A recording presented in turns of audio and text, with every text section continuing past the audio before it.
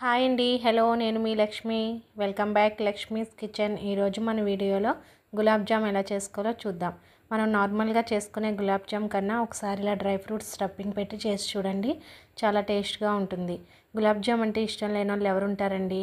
అది ఇలా dry fruits gulab jam చేసి పెట్టండి, అందరూ ఇష్టపడతారు. ఆలస్యం చేయకుండా గులాబ్ జామ్ ఎలా చేయాలో చూద్దాం. ముందుగా ఇక్కడ ఒక బౌల్ తీసుకొని గులాబ్ జామ్ పిండి వేసుకుందామండి. ఇక్కడ నేను తీసుకున్న ఆశీర్వాద్ గులాబ్ జామ్ మిక్స్ నాకు 1 కప్ అయితే అయ్యింది. దీనిని కొద్ది కొద్దిగా పాలు పోసుకుంటూ పిండిని మెత్తగా కలుపుకోవాలి. ఇది చపాతీ పిండిలా కాకుండా చాలా సాఫ్ట్గా కలుపుకోవాలండి. వీడియోలో చూపిస్తున్నట్టు ఇలా కొద్ది కొద్దిగా పాలు పోసుకుంటూ వేళ్లతోనే కలుపుకోవాలండి. ఇలా కలుపుకున్న పిండిని మనం 1 నిమిషం పాటు మూత పెట్టుకొని పక్కన పెట్టుకుందాం.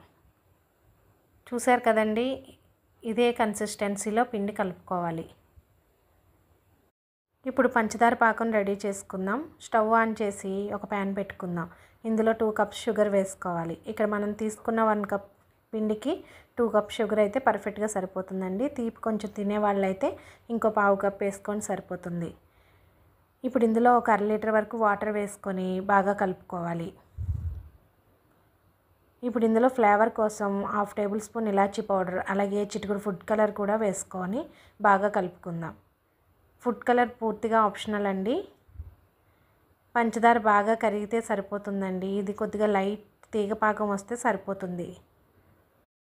ఇప్పుడు డ్రై ఫ్రూట్స్ని చిన్నగా చాప్ చేసుకోవాలండి. ఇక్కడ నేను బాదం అలాగే పిస్తా తీసుకున్నాను. మీరు క్యాషూ నట్ కూడా తీసుకోవచ్చు. వీటిని చిన్నగా చాప్ చేసుకొని ఇప్పుడు మనం కలిపి పెట్టుకున్న పిండి ముద్దని కొంచెం ముద్ద తీసుకొని ఇందులో రెడ్ ఫుడ్ కలర్ వేసుకోవాలి.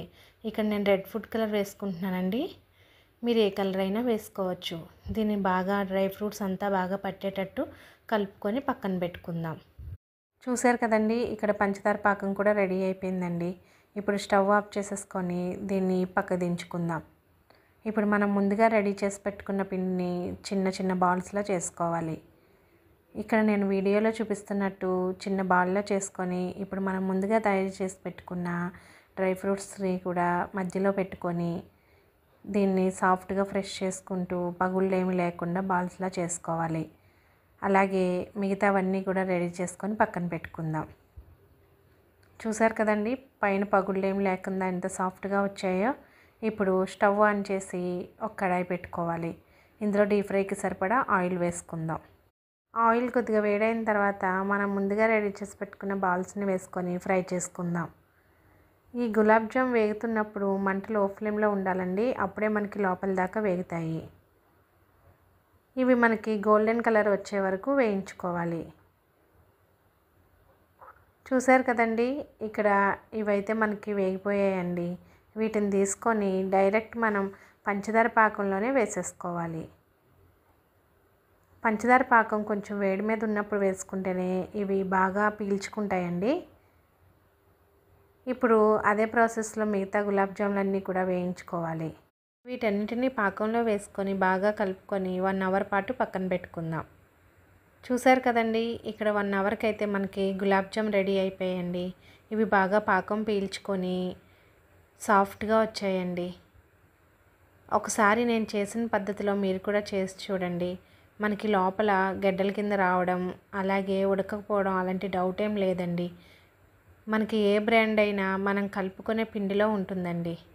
ఒకసారి నేను చెప్పిన పద్ధతిలో చేసి చూడండి, చాలా సాఫ్ట్గా వచ్చాయండి. ఈ వీడియో కనుక మీకు నచ్చినట్లయితే మన ఛానల్ని లైక్ చేయండి, షేర్ చేయండి, సబ్స్క్రైబ్ చేయండి.